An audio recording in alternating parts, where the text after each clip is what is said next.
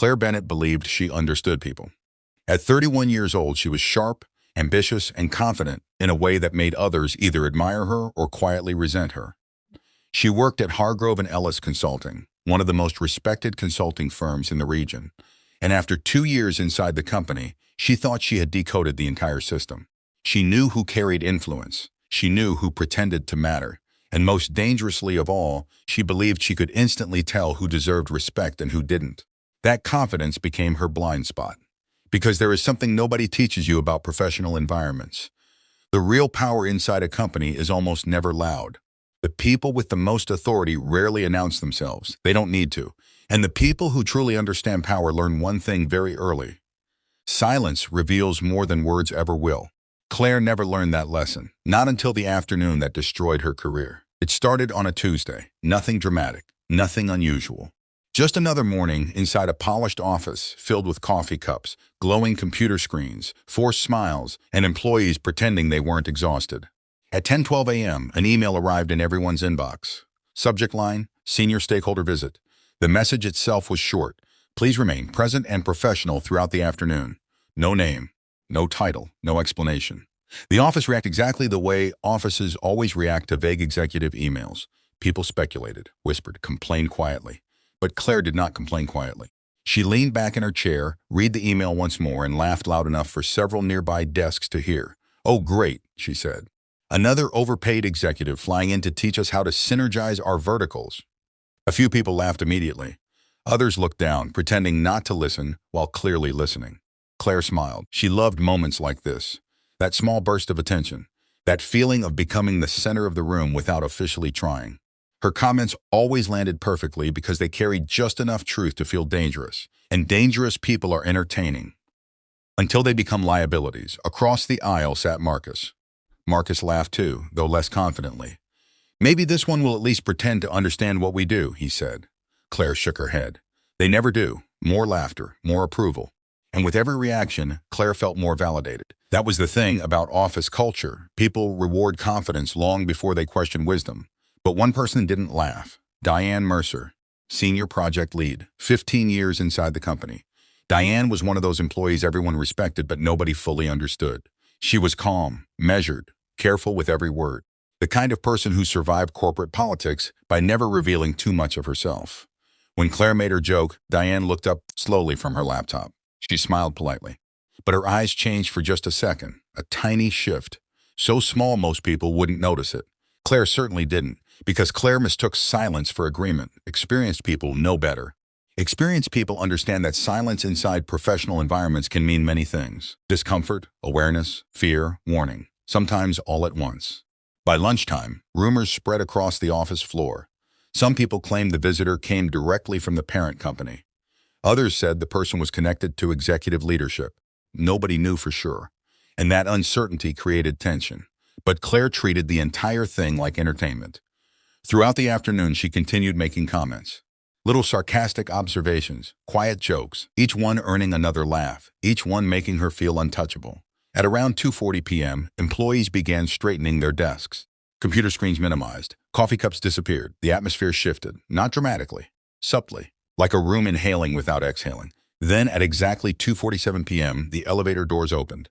And a woman stepped out, late 50s, natural gray hair cut into a clean bob, simple dark blazer, flat shoes, no flashy jewelry, no designer handbag, no visible attempt to impress anyone. She walked calmly through the office with the quiet confidence of someone completely comfortable being underestimated. Claire looked up briefly from the coffee machine. She studied the woman for maybe 2 seconds before turning back toward Marcus. "Who's the substitute teacher?" she whispered. Marcus froze. Not laughed, not smiled. Froze. Claire didn't notice. Or maybe she noticed and misunderstood, because people like Claire often mistake discomfort for encouragement. So she kept going. "Seriously," she murmured while stirring her coffee.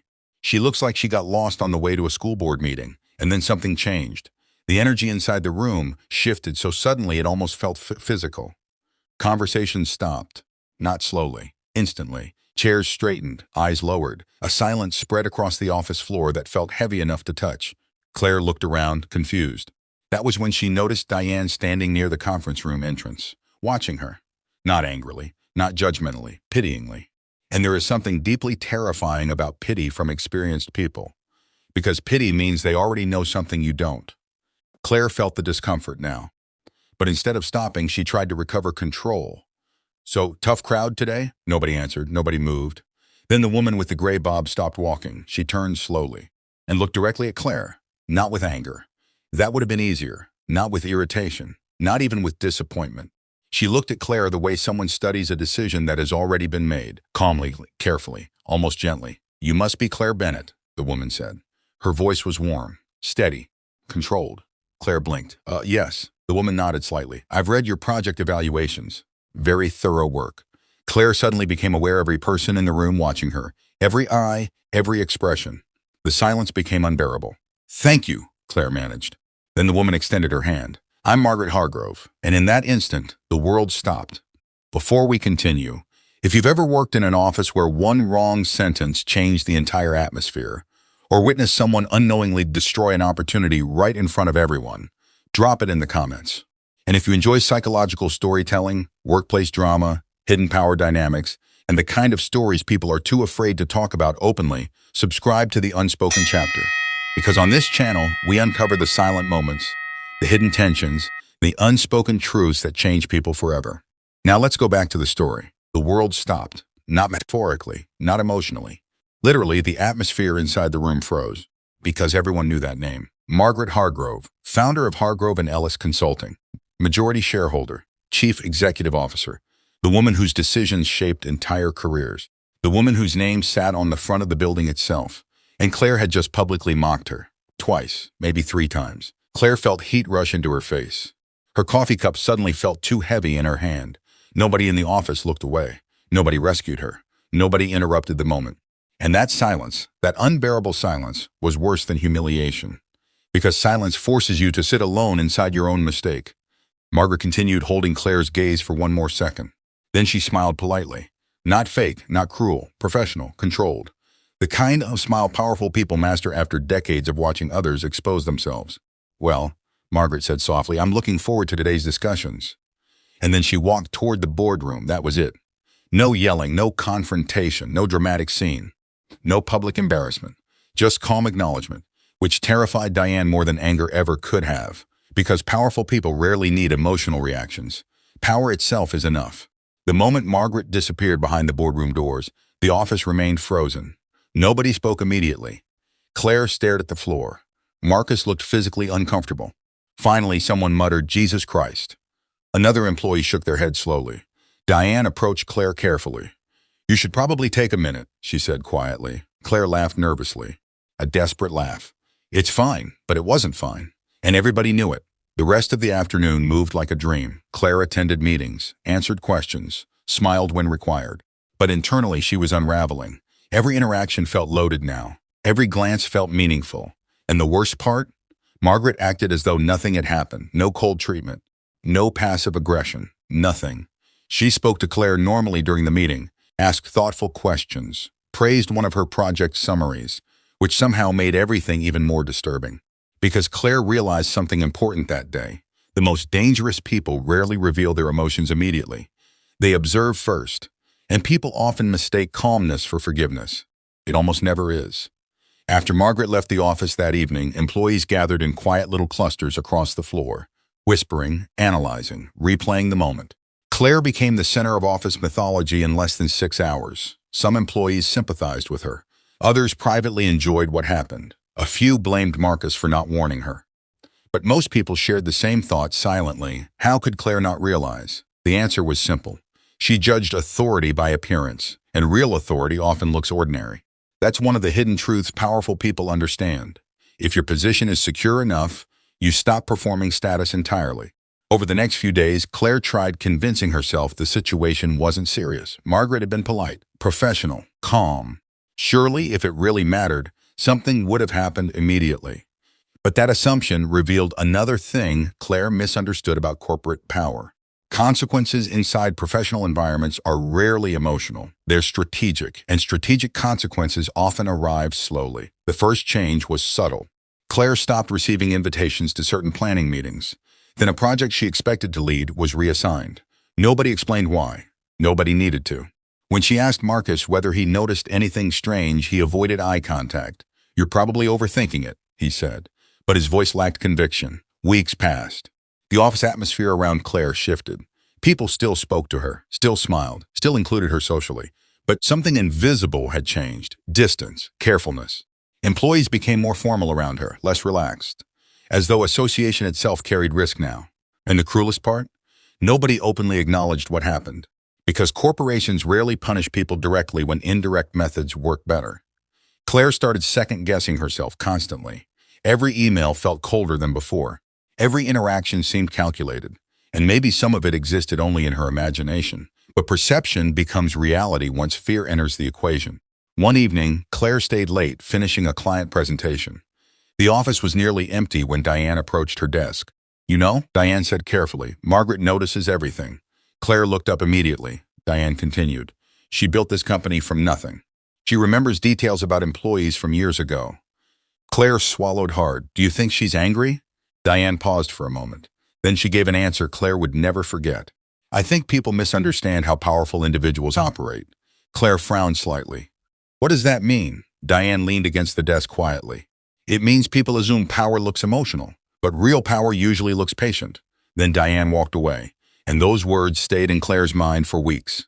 Real power usually looks patient. 3 weeks after Margaret's visit, Claire received an email at 8:16 p.m. Subject line, "Contract status update."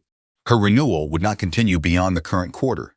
The message was cold in the way only corporate language can be cold. Polite, neutral, carefully sanitized. "We appreciate your contributions and wish you success in your future endeavors." That was it. No explanation, no accusation, no mention of Margaret, no mention of the incident, no evidence. Nothing concrete enough to challenge legally or professionally. Just absence, opportunity disappearing quietly. And that's what frightened Claire most. The realization that careers can end without visible violence. No dramatic firing, no confrontation, no screaming manager, just doors slowly closing until eventually there are none left open. Claire sat alone in her apartment staring at the email for almost an hour, replaying everything, the jokes, the laughter, Marcus freezing beside the coffee machine, Diane's expression, the silence, especially the silence, because now she finally understood what that silence meant. It wasn't agreement, it wasn't support, it wasn't passive approval, it was awareness. Everyone else in the room recognized danger before she did, and nobody stopped her, not because they hated her, not necessarily, but because corporate environments teach people self-preservation first. Nobody wanted to become involved. Nobody wanted to risk standing in front of consequences that weren't theirs. So they stayed quiet, and Claire walked straight into disaster alone. Months later, former co-workers still discussed the incident quietly. It became one of those office stories repeated carefully to new employees. Not officially, never officially, just whispered warnings passed between people who understood the lesson. Watch what you say, watch how people react, and pay close attention to silence, because silence inside professional spaces is rarely meaningless. Sometimes silence is fear, sometimes it's calculation, sometimes it's people recognizing power before you do, and sometimes silence is the sound of everyone realizing you've just destroyed yourself. Claire eventually found another job. Life moved on externally. But experiences like that leave permanent marks, not because of embarrassment, but because moments like that force people to confront uncomfortable truths about themselves. Claire had believed intelligence meant being the sharpest person in the room, but wisdom often means understanding the room before speaking at all. There's another hidden truth nobody talks about. Many careers are not destroyed by incompetence. They're destroyed by ego mixed with poor timing. One careless moment, one unnecessary comment, one attempt to entertain the wrong audience. That's all it takes, especially in environments built on invisible hierarchies. And perhaps the darkest part of this entire story is that Margaret Hargrove probably forgot the incident eventually. For Claire, it became life-changing. For Margaret, it was likely just another observation during another workday. That imbalance exists everywhere power exists. The higher someone rises, the less emotionally significant smaller conflicts become to them. But for those beneath them, those same moments can become defining memories. That is why experienced professionals learn restraint. Not fake politeness, not fear, restraint. Because they understand something younger employees often don't. Every room has hidden structures, hidden relationships, hidden loyalties, and hidden consequences. The people laughing with you today may disappear completely when consequences arrive tomorrow. The people staying silent may understand far more than they reveal. And the people who appear ordinary may be the most powerful individuals in the entire building. Claire learned all of that too late. But maybe that's why stories like this matter. Because somewhere right now, inside another office, another confident employee is making another sarcastic joke. Another room is laughing nervously. Another experienced coworker is staying silent. And another invisible line is about to be crossed. The frightening thing about mistakes isn't that they happen. Everyone makes mistakes. The frightening thing is how often people receive warnings beforehand and fail to recognize them. That afternoon, Claire received multiple warnings. Marcus freezing, the sudden silence, Diane's expression, the atmosphere changing. But arrogance has a strange effect on human perception. It convinces people they are still in control long after control disappears. And maybe that is the real lesson hidden inside this story. Not be careful what you say, not respect authority. Those lessons are too simple. The real lesson is this: pay attention to shifts in energy. Pay attention to silence. Pay attention when experienced people suddenly stop participating. Because human beings communicate danger long before they announce it directly. The room always knows first. Always. And if you ignore that feeling long enough, eventually the silence becomes your answer. Have you ever experienced a moment where the atmosphere changed instantly after someone spoke? Or watched someone unknowingly destroy an opportunity right in front of you? Tell your story in the comments. And if you enjoy psychological storytelling, hidden truths, workplace tension, and the silent moments people never talk about openly, subscribe to the Unspoken Chapter. Because every silence hides something, and every story reveals another chapter. See you in the next chapter.